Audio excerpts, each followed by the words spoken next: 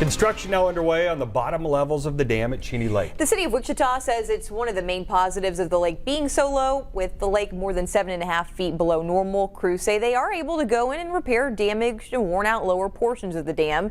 The repairs will give the dam more life and avoids the expense of lowering the reservoir to fix a dam if we were to get heavy spring rains.